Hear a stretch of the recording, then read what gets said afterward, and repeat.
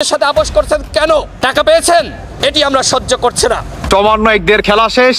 Doctor Yunus কিংবা উপদেষ্টা যে বা যারা আছে প্রত্যেকের খেলা সমাপ্তি। বৈষম্য বিরোধী ছাত্র আন্দোলনের আহ্বায়ক হাসনাত আব্দুল্লাহ ও সার্জিস আলমের বাসা থেকে বিপুল পরিমাণ টাকা পাওয়া গেছে বলে এইখানে তাদেরকে কঠিনভাবে গণধুলাই করা হয়। কেন তারা শেখ হাসিনার সাথে হাত মিলাবে এবং কেন তারা টাকা খাবে? সমন্বয়কদের অবস্থা কিন্তু খুবই ভয়াবহ হয়। দেখেন সাধারণ মানুষরা কিভাবে ক্ষিপ্ত হয়েছে, আপনারা সব কিছু দেখতে পারবেন লাইভ শো করে। তারা কিন্তু লাঠি সুটা দিয়ে এবং তারা রীতিমতো পিটাচ্ছে। তো এখন রাজনৈতিক দলগুলোর বিষয় হচ্ছে এরকম, তারা হাসিনার কাছ থেকে এই সরকার জনগণের সরকার না, এই ধরনের একটা বক্তব্য জুলাই অভ্যুত্থানের 2000 মানুষের জীবনের বিনিময়ে কোথায় কোথায় কোন থানায় কোন গ্রামে কোন ঘরে কতজন সমন্বয়ক আছে তাদের লিস্ট করা শুরু করছে। এবং তারা ঘোষণা দিয়েছে বাংলাদেশ আওয়ামী লীগ, বাংলাদেশ ছাত্রলীগ এদেরকে যেখানে পাওয়া যাবে সেখানে তাদেরকে ধরা হবে। মার্চে আওয়ামী লীগ ব্যাক করবে এবং আপনি দেখবেন এই বাংলাদেশ আওয়ামী লীগ সরকার ক্ষমতায় আসবে এবং এই যারাই এই বৈষম্যের ছাত্র আন্দোলন করছে, নাগরিক কমিটি করছে, বাংলাদেশের যারা রাজনীতি করে, সে তারেক রহমান থেকে শুরু করে বিএনপি জামাতের যত নেতাকর্মী আছে প্রত্যেককে ধরে ফাঁসি দেবে। ডক্টর ইউনূস সরকারের কোনো কার্যক্রমের বৈধতা দিবে না বিএনপি। অবাক হচ্ছেন? পুরো জাতি অবাক।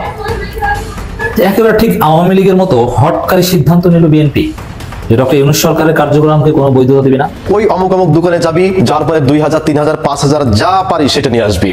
আমার বিরুদ্ধে যে কথা বলবে তার কাঁধে 2টা, 3টা, 4টা, 5টা যা কোপ লাগিয়ে দিয়ে দিবি।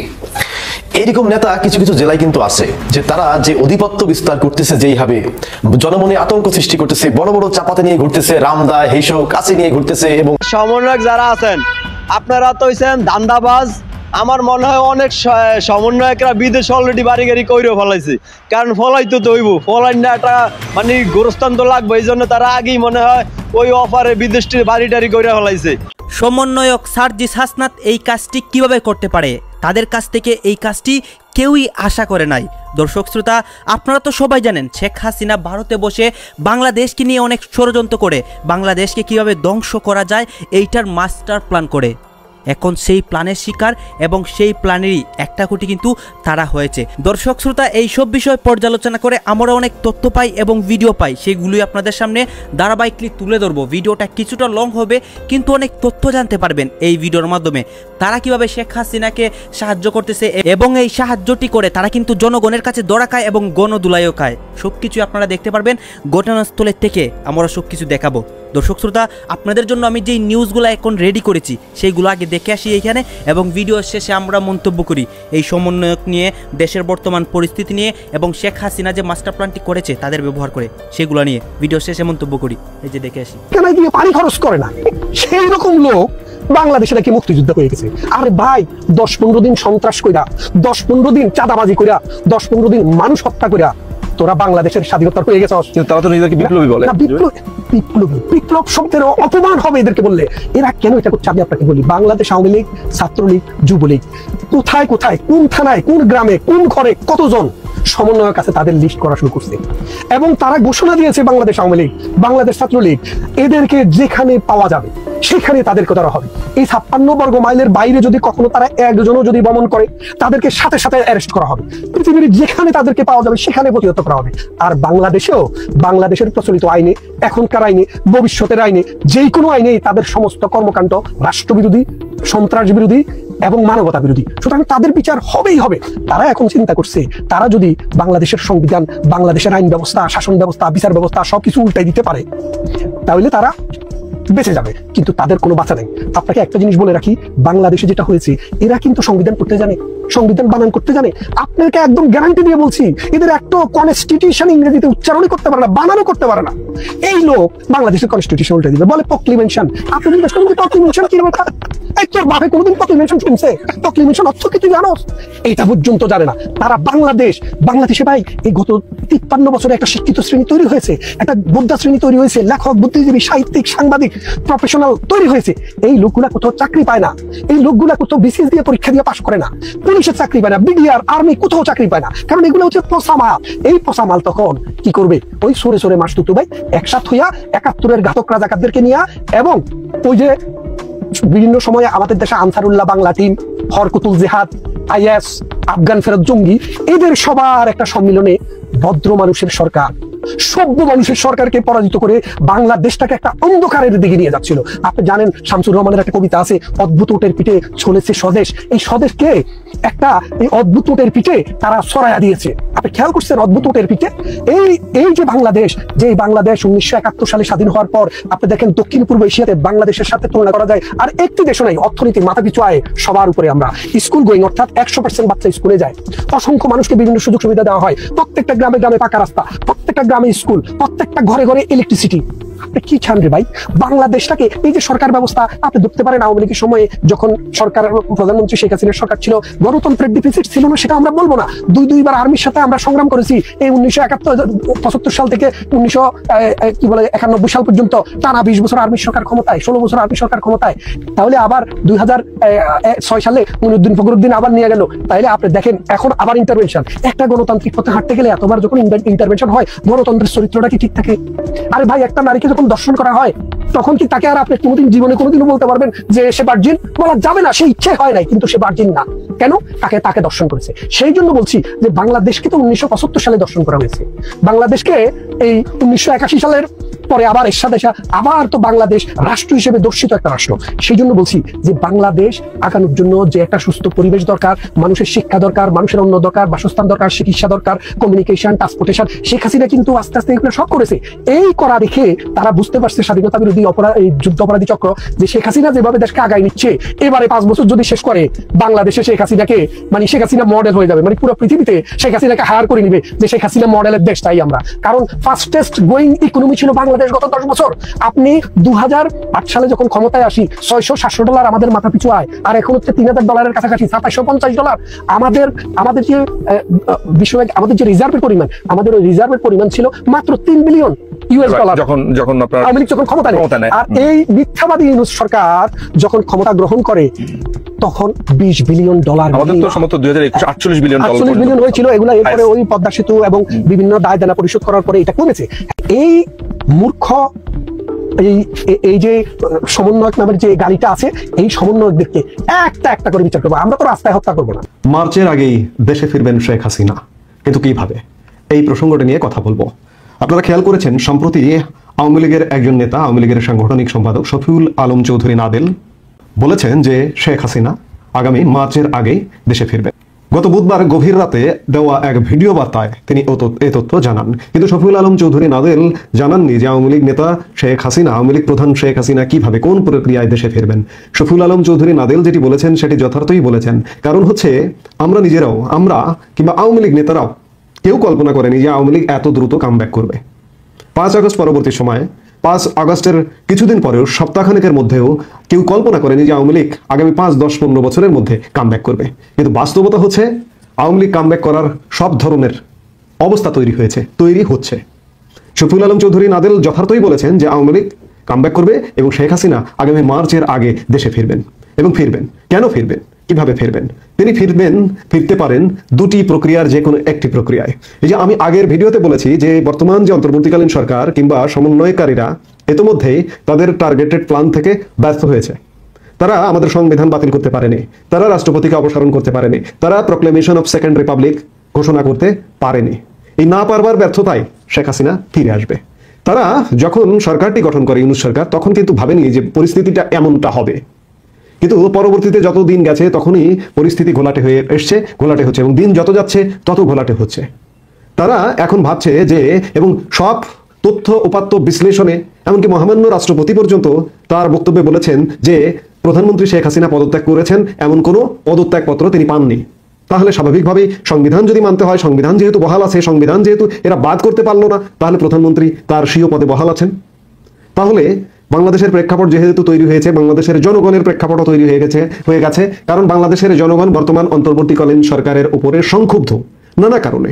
এই কারণগুলো আমরা হাজারবার বলেছি বিভিন্ন বক্তব্যে, আবারও খুব সংক্ষেপে বলি। দেশের আইন শৃঙ্খলা পরিস্থিতি মারাত্মক অবনতি, জানমালের কোনো নিরাপত্তা নেই, মানুষের জীবনযাত্রার ব্যয় 5 আগস্ট পূর্ববর্তী সময় থেকে এখন কমপক্ষে 50% বেড়ে গেছে, এবং মানুষ সত্যিকার অর্থে শান্তিতে নেই।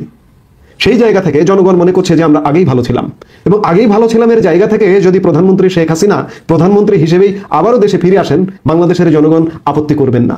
এবং প্রধানমন্ত্রী শেখ হাসিনা ফিরবেন কিভাবে?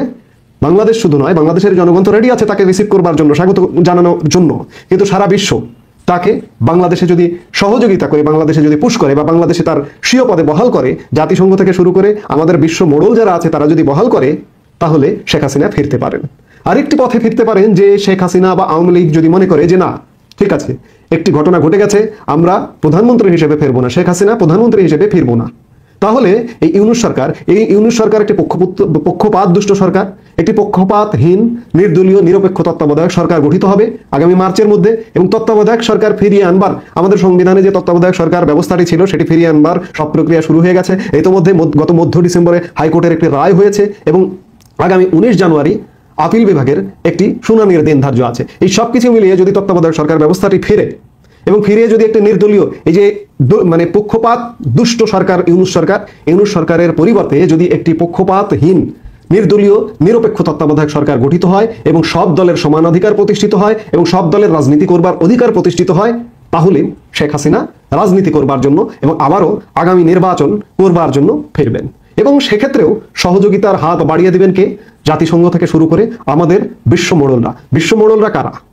ভারত, মার্কিন যুক্তরাষ্ট্র, রাশিয়া, চীন, এইসব মোড়লরা, ব্রিটেন, আবারও তাদের সহযোগিতায় শেখ হাসিনা ফিরতে পারেন এবং একটি সুষ্ঠু রাজনৈতিক পরিবেশে ফিরতে পারেন। প্রেসিডেন্ট ডোনাল্ড ট্রাম্প তিনি তারেক রহমান, মির্জা ফখরুল ইসলাম আলমগীর, ইভেন আমির খসরু মাহমুদ চৌধুরীকে ন্যাশনাল প্রেয়ার ব্রেকফাস্ট, যেটা সেখানে তাদেরকে দাওয়াত দিয়েছেন বা আমন্ত্রণ করেছেন। এ নিয়ে যখন সারা বাংলাদেশে বিএনপির নেতাকর্মীরা অনেকে মিষ্টি হয়তো বিতরণ করা শুরু করছে, গণমাধ্যমে তোলপাড়, ঠাস করে মজার সময় একবার সব শেষ করে দিল বাংলাদেশে অবস্থিত যুক্তরাষ্ট্রের দূতাবাস। আমরা মাত্র কয়েক মিনিট আগেই এই নিউজটা দেখলাম যে আপনার ঢাকার মার্কিন দূতাবাস বলছে ন্যাশনাল প্রেয়ার ব্রেকফাস্ট নামে কোনো অনুষ্ঠানের সঙ্গে যুক্তরাষ্ট্রের সরকার সম্পৃক্ত নয়। এখানে একটা প্যাচ আছে, আমি পুরোটা ভিডিও বোঝাচ্ছি যে কি আসলে ন্যাশনাল ব্রেকফাস্ট, আর এটা কবে থেকে চালু হয়েছে, এটা কি মার্কিন সরকারের উদ্যোগে চালিত হয় নাকি অন্য কোনো কিছু, বিষয়টা আসেন। এখানে কিন্তু একটা সূক্ষ্ম প্যাচ আছে। প্যাচটা বোঝানোর আগে দূতাবাসের কথাটা বলছি।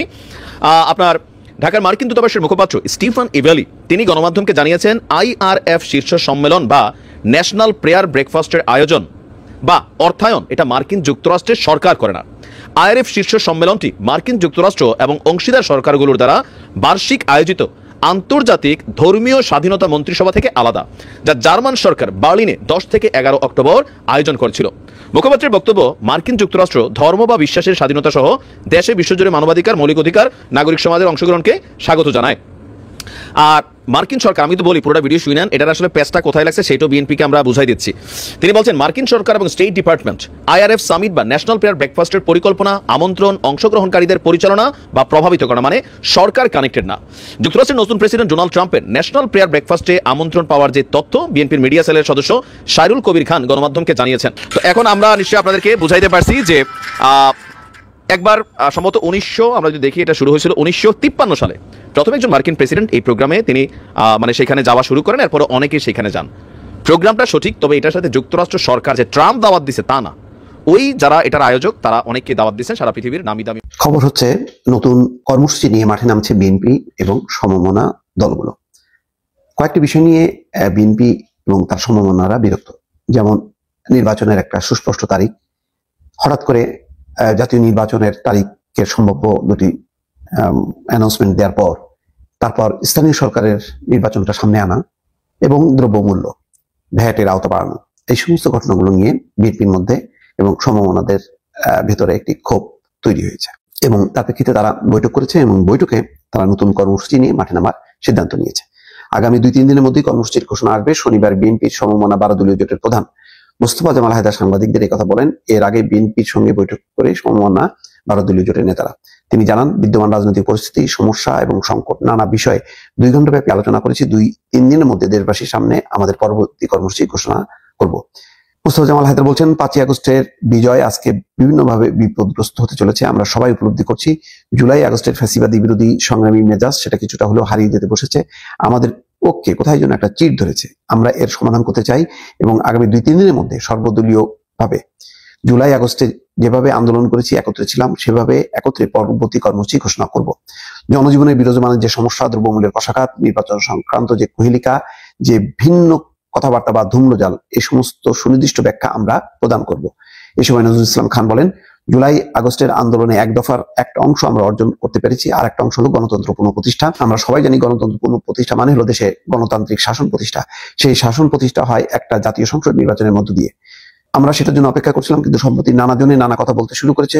অন্যান্য কিছু নির্বাচনের কথা আলোচনা হচ্ছে, আমরা মনে করি যেটা গোটা আকাঙ্ক্ষার সঙ্গে সঙ্গতিপূর্ণ নয়। তার মানে বোঝা যাচ্ছে যে ওই যে হঠাৎ করে স্থানীয় সরকার নির্বাচন, সেই নির্বাচনের কথা বলাতে বিএনপির মধ্যে একটি সন্দেহ সংশয় যে হয়তো সরকার জাতীয় নির্বাচনের আগে স্থানীয় নির্বাচন দিয়ে সবাইকে ব্যস্ত রাখতে চায়। বিএনপির অবস্থান হলো এই যে আগে জাতীয় সংসদ নির্বাচন এবং সেই নির্বাচিত সংসদ। প্রিয় দর্শক, থাকবে না থাকবে না থাকবে না বৈষম্য বিরোধী ছাত্র আন্দোলনের ঐক্য বেশি দিন থাকবে না। কিছুদিন আগে আমরা দেখেছি বাংলা মোটরে তাদের কেন্দ্রীয় কার্যালয়ে হাতাহাতির ঘটনা ঘটেছে, মারামারি হয়েছে, 3 জন আহত হয়েছে, তাদেরকে হাসপাতালে নিতে হয়েছে। এখন কি হয়েছে?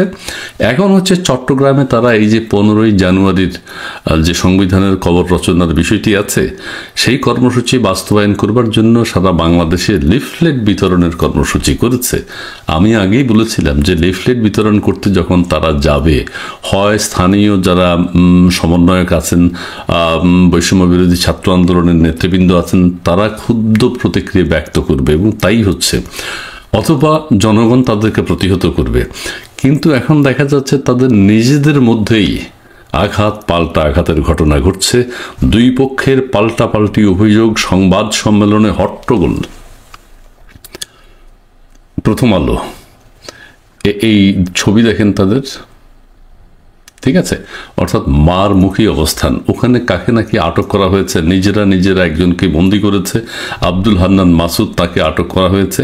আটক মানে নিজেরা আটক করেছে এবং এক পক্ষ আরেক পক্ষকে দোষারোপ করছে এবং তাদের মধ্যে হাতাহাতি হয়েছে, মুখোমুখি কথাবার্তা, উত্তপ্ত বাক্য বিনিময় হয়েছে।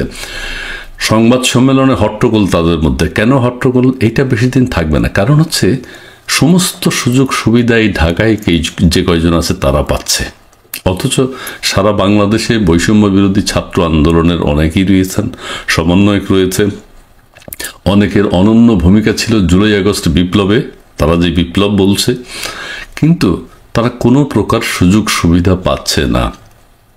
দুঃখজনক হলেও তাদের বাবা মাও বলছে, তোরা যে এত আন্দোলন করলি কি হলো? তোদের বাবা মা হিসেবে আমাদের সম্মান কোথায়? তোরা শহীদ হইলি না, তাহলে আমরা কোথাও যেতে পারতাম। আহত হইলি না, কোনো প্রকার বেনিফিটও তো আমরা পাচ্ছি না। আবার তোরাও তো নিজেরা কিছু করতে পারলি না। এটা দুঃখজনক ঘটনা, অর্থাৎ আফসোস। কারণ হাসনাত আবদুল্লাহ এখন কোথায় আছে? সার্জিস আলম এখন কোথায় আছে? অর্থ, বিত্ত, গাড়ি বাড়ি তাদের সব কিছু হয়ে গেছে, তারা করে ফেলেছে। এটা ঠিক না। এবং যেহেতু তারা এগুলো করছে, লোভনীয় কাজগুলো তারা করেছে, এই অনাকাঙ্ক্ষিত কাজগুলো তারা করেছে, অর্থবিত্তের মালিক হয়েছে, এটা কিন্তু অন্যরা দেখছে। যারা নিবেদিত প্রাণ ছিল, নিবেদিতভাবে আন্দোলন করেছিল, তাদের মধ্যে কিন্তু একটা ক্ষোভ তৈরি হয়েছে। তারা এখন ক্ষুব্ধ প্রতিক্রিয়া ব্যক্ত করছে। তারা যেখানেই যাচ্ছে তাদেরকে হামলা করছে, তাদের উপর আঘাত করছে, তারাও আবার পাল্টা আঘাত করছে। এইসব মিলিয়ে একটা, বললাম না, থাকবে না, তাদের ঐক্য থাকবে না, এটা থাকতে পারে না। সংবাদ সম্মেলনে হট্টগোল কি বলেছে? বৈষম্য বিরোধী ছাত্র আন্দোলনের কেন্দ্রীয় নির্বাহী কমিটির সদস্য মোহাম্মদ রাসেল আহমেদ সংবাদ সম্মেলন করার সময় প্রেস ক্লাবে এসে হাজির হন কেন্দ্রীয় সমন্বয়ক সহ সমন্বয়ক খান তালাত মাহমুদ রাফি, যাকে আপনারা সবাই চিনেন, আলোচিত, হাত তুলে দাঁড়ায়, ও মোহাম্মদ রিজাউর রহমান। এই সময় দুই পক্ষের মধ্যে, সমর্থকদের মধ্যে হট্টগোল হয়।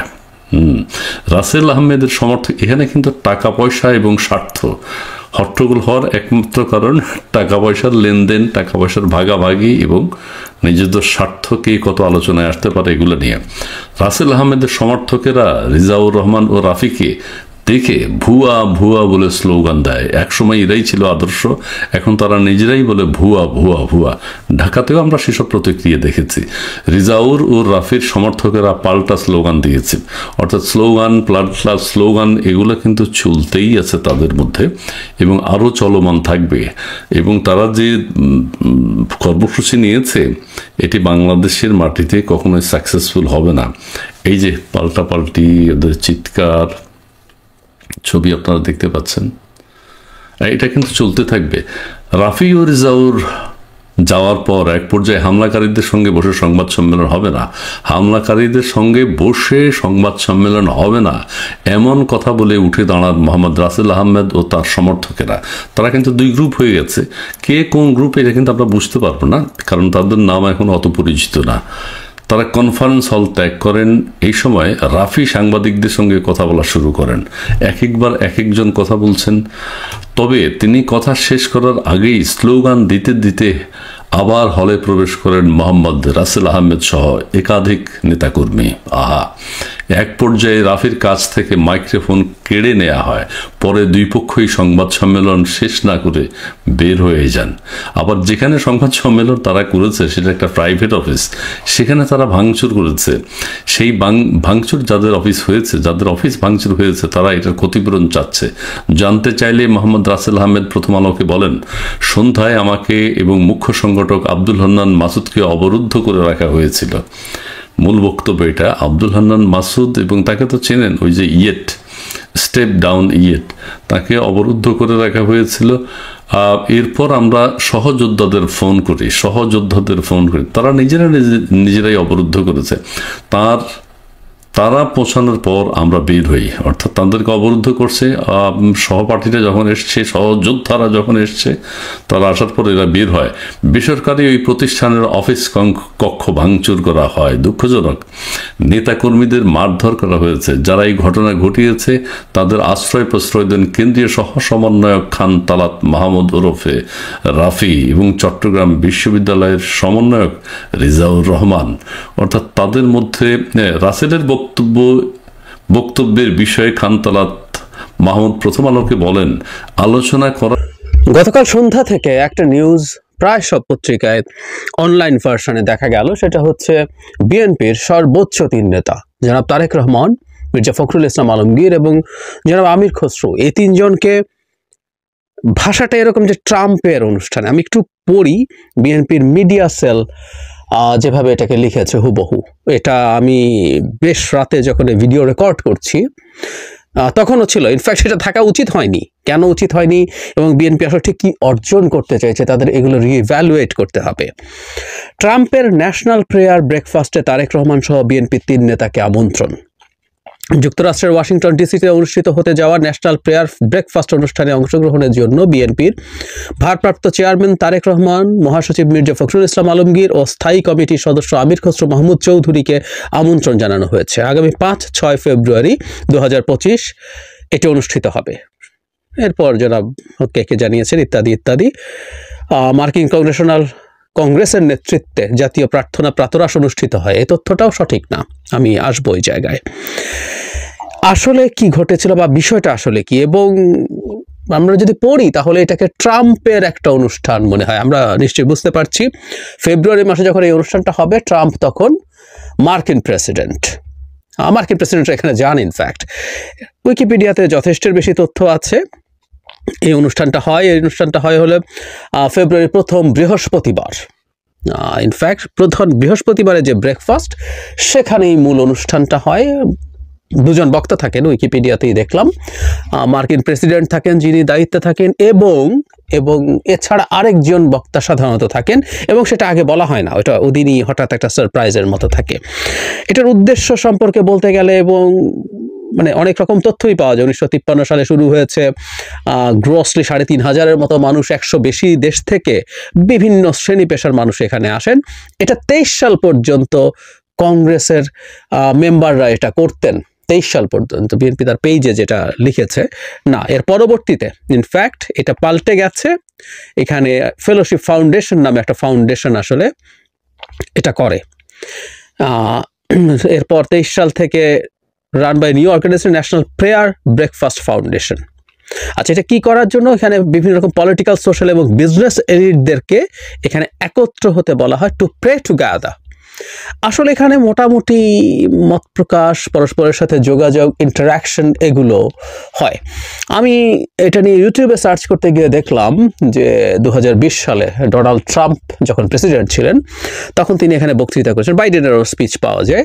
সো আমার কৌতূহল হলো, তাই আমি ট্রাম্প কি বলেন না বলেন দেখার চেষ্টা করলাম।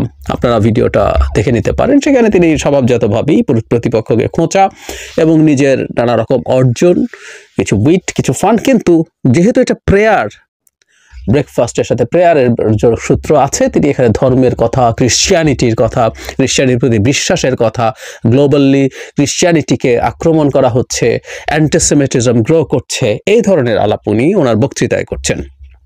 আসলে আমি যেটা বুঝতে পারি যে বিভিন্ন রকম বিভিন্ন সেক্টরের এলিটকে এখানে নিয়ে আসা হয়, এর সিগনিফিক্যান্স হতে পারতো, কিন্তু আমি সম্প্রতি এটার কারণে মানে যে ভুলভাবে এই প্রেজেন্টেশনটা হয়েছে এটা এখন খুবই প্রবলেম্যাটিক হয়ে গেছে, আমরা এভাবেই বলতে পারি। কারণ এই ঘটনার পরে বাংলাদেশের মার্কিন দূতাবাসের পক্ষ থেকে জানানো হয়েছে, 2-3টা পত্রিকা কথা বলেছে, তারা বলছেন, আমি পড়ি, যুক্তরাষ্ট্রের ওয়াশিংটন ডিসিতে অনুষ্ঠিতব্য ন্যাশনাল প্রেয়ার ব্রেকফাস্টের সঙ্গে মার্কিন সরকারের কোনো সম্পর্ক নেই। শনিবার রাতে ঢাকাস্থ মার্কিন দূতাবাসের মুখপাত্র আশা বে সমকালকে এই তথ্য নিশ্চিত করেন। 5 ফেব্রুয়ারি হওয়ার কথা আছে। উনি বলেন, মানে মুখপাত্র বলেন, যুক্তরাষ্ট্র ন্যাশনাল প্রেয়ার ব্রেকফাস্ট নামের কোনো অনুষ্ঠানের আয়োজন করছে না। এই অনুষ্ঠানের সঙ্গে যুক্তরাষ্ট্র সরকার সম্পৃক্ত নয়। অনুষ্ঠানটি আয়োজন বা অর্থায়নের সঙ্গেও মার্কিন সরকার সম্পর্ক নেই। এই অনুষ্ঠানের ক্ষেত্রে উনি বলছেন, অনুষ্ঠানে যুক্তরাষ্ট্র সহ বিভিন্ন দেশ অংশ নেয়। মার্কিন সরকার সবসময় ধর্ম ও বিশ্বাসের স্বাধীনতা সহ বিশ্বজুড়ে মানবাধিকার এবং মৌলিক স্বাধীনতার সুরক্ষায় নাগরিক সমাজের অংশগ্রহণকে স্বাগত জানায়, স্পষ্ট করে দিয়েছেন। ওই যে বলেছি, এটা আসলে এক ধরনের একটা বেসরকারি উদ্যোগ, সরকারি কোনো ব্যাপার না। তবে সেই উদ্যোগে প্রেসিডেন্ট যান, আমাদের অনেক বেসরকারি অনুষ্ঠানে রাষ্ট্রপ্রধান বা সরকার প্রধানরা যান, ব্যাপারটা একেবারেই সেই রকম। এবং এটা খুব ছোট গুরুত্বপূর্ণ তাও বলছি না, যেখানে আমেরিকার প্রেসিডেন্ট অনিবার্যভাবে বক্তৃতা করেন এবং সারা পৃথিবীর বিভিন্ন জায়গার এলিটরা আসেন, সেটা ইটসেলফ একটা খুব চমৎকার ব্যাপার। এবং এখানে বিএনপি 3 জন নেতার ইনভাইটেড হওয়ারও খুব বড় সিগনিফিক্যান্স আছে। কিন্তু এগুলো ছাপিয়ে বিএনপির পক্ষ থেকে, তাদের মিডিয়া সেলের পক্ষ থেকে যেটা করা হলো, এটা একেবারেই ঠিক হলো না। এবং যখন বাংলাদেশের মার্কিন দূতাবাস এটা নিয়ে এই ধরনের স্টেটমেন্ট না হলেও এক ধরনের তথ্য দিয়েছে কিছু কিছু পত্রিকাকে, তারপরও তারা এই জিনিসটা তাদের পেজে রেখেছেন। ইনফ্যাক্ট উচিত ছিল এটার একটা তাদের এক ধরনের স্বীকৃতি দেওয়া, যে তাদের এটা অসতর্কতা অবস্থা বা যেভাবেই হোক তাদের ভুল হয়েছে, এবং কিন্তু ইন্টারপ্রিটেশন অনেক ভয়ঙ্কর কিছু হতে পারে। আমি এই ঘটনাটা দেখার সাথে সাথে মনে পড়ল শেখ হাসিনার শেষের দিকের সময়ের কথা, যখন একজন ভদ্রলোককে বিএনপি অফিসে নিয়ে পরিচয় করিয়ে দেওয়া হয়েছিল বাইডেনের বিশেষ দূত, এরকম মিয়া আরেফি বা এরকম নামের এক ভদ্রলোককে, আমাদের নিশ্চয়ই মনে আছে। পরবর্তীতে তাকে হাসিনা সরকার গ্রেফতার করে নিয়ে গিয়েছিল। মানে তখনই আমাদের মনে হয়েছিল এটা করে কি অর্জন আসলে করতে চেয়েছিল, কি অর্জন করা গেল। আমি বলছি এটা একেবারে কেন্দ্রীয়ভাবে পার্টি প্ল্যান করে এটা করেছে, কিন্তু some people involved with the party তারা তো এইরকম দাবি করিয়েছেন। কারণ আপনি এমন একটা দাবি করছেন যেটা আসলে খুব অল্প সময়ের মধ্যে ক্লিয়ার হবে, ধরা পড়বে এবং ভেরিফাইড হয়ে দেখা যাবে এটা ভুল। এটা দিনের শেষে আসলে পার্টির ইমেজকে ক্ষতিগ্রস্ত করে, চরমভাবে ক্ষতিগ্রস্ত করে। মিস ইনফরমেশন হলেও ক্ষতিগ্রস্ত করে, আর ডিসইনফরমেশন হলে এটা তো ভয়ঙ্কর ব্যাপার, খুবই ভয়ঙ্কর ব্যাপার। এই যে এই প্রোগ্রামটাতে ইনভাইট করার কথা বলা হলো, এটা যদি অসতর্কতা বশত, যেহেতু প্রেসিডেন্ট ওখানে বক্তৃতা করে, সেটা মিস ইনফরমেশনটা বিএনপির মতো একটা দল, এমনকি কংগ্রেস এটা করছে বলে যে বলা হচ্ছে, এটা 23 সালের পর থেকে না, এটুকু তথ্য উইকিপিডিয়াতে পাওয়া যায়। এটাও বিএনপির অসতর্কতা এবং এক ধরনের ইনক্যাপেবিলিটির প্রমাণ। আর যদি জেনে শুনে এটা করা হয়, কারণ তাদের বক্তব্যের ঢঙে মনে হয় ট্রাম্প এটার আয়োজন করছেন এবং সেই আয়োজনে এই 3 জন ইনভাইটেড হয়েছেন, এটা যদি পরিকল্পনা করে করা হয় তাহলে এটা একটা ডিসইনফরমেশন, এবং এই ডিসইনফরমেশন করা বিএনপির জায়গা থেকে খুব বড় ভুল হয়েছে। আমি আশা করি ভবিষ্যতে এই তথ্য প্রবাহের যুগে তারা এই ব্যাপারগুলো স্পষ্ট রাখা দরকার। এবার আসি আসলে ওই যে বললাম যে এই 3 জন যে আমেরিকাতে ইনভাইটেড হয়েছে, এটা ইটসেলফই আসলে একটা খুব বড় গুরুত্বের ব্যাপার। যখন এই ধরনের প্রোগ্রাম আয়োজন করা হয়, এগুলোর সাথে সরকারের বিভিন্ন পর্যায়ের মানুষের যোগাযোগ থাকে, কারা ইনভাইটেড হবেন না, তাদের একটা হিসেব নিকেশ থাকে, যেমন এই 3 জন মানুষই তো গত বছর হননি, তার আগের বছর হননি, তার আগের বছর হননি, 20 সালে হননি যখন ট্রাম্প ছিলেন, এবার হয়েছে। তার মানেটা হচ্ছে এই, আমেরিকার এটা অত্যন্ত পাওয়ারফুল একটা জায়গা, ওখানে এলিট কথাটা ওখানে লেখা আছে, সোশ্যাল বিজনেস পলিটিক্যাল এলিটদেরকে ডাকা হয়। সেই এলিটে বিএনপির 3 জন মানুষকে যখন ডাকতে হয় তাতে বোঝা যায় যে এটা এই 3 জন মানুষের পার্টির প্রতি একটা স্পষ্ট স্বীকৃতি। ইটসেলফ এটা অনেক বড় ব্যাপার। এর সাথে সরকারের এক ধরনের মানে কারা আসবে, কাদেরকে ডাকা হবে, সরকারের সাথে কোনো ধরনের কোলাবোরেশন থাকতে পারে, না হলেও ওই বড় প্রতিষ্ঠানটা যে ডেকেছে, যেটাতে প্রতি বছর নিয়ম করে মার্কিন প্রেসিডেন্ট বক্তৃতা করে, এটা একটা বিরাট ব্যাপার। এবং অন টপ অফ দ্যাট জনাব তারেক রহমান সম্পর্কে এক ধরনের কানাঘুষা আমি অনেক সময় লোকজনকে করতে দেখেছি, বিশেষ করে আওয়ামী লীগের লোকজন তো প্রকাশ্যেই বলতো যে তিনি আমেরিকাতে তার ভিসার বার দেয়া আছে, তাই তিনি আমেরিকা কখনো যেতে পারবেন না, এসব কথাবার্তা। এই দাওয়াত তো প্রমাণ করে যে তার এই ধরনের কোনো বারের কথাটা আসলেই নিরেট মিথ্যাচার, সেরকম ভাবার যথেষ্টের বেশি কারণ আছে। আমেরিকার দাওয়াত পাওয়াকে কেউ কেউ বলবেন যে এটা এত খুশি হওয়ার কি আছে, আবার এটাকে এত দেখানোর কি আছে। আমি সবসময় একটা কথা বলার চেষ্টা করেছি, আমরা যে ধরনের বিশ্ব ব্যবস্থায় বাস করি এবং বাংলাদেশ যে ধরনের জিওপলিটিক্সের মধ্যে তার রাজনীতি এবং তার ভবিষ্যৎ নির্ভর করে, সেখানে আমেরিকা খুব গুরুত্বপূর্ণ একটা স্টেক হোল্ডার, খেলোয়াড়, যদি সরাসরি কথ্য ভাষায় বলি।